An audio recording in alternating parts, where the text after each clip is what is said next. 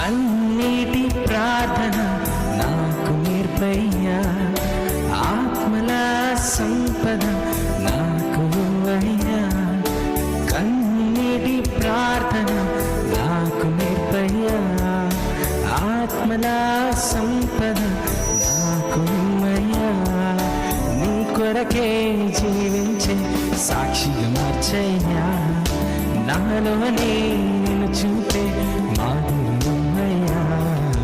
నిన్ను చూసే కన్నులు నాకు ఎన్నయ్యా, పిలిచే పెదవులు ఎన్నయ్యా.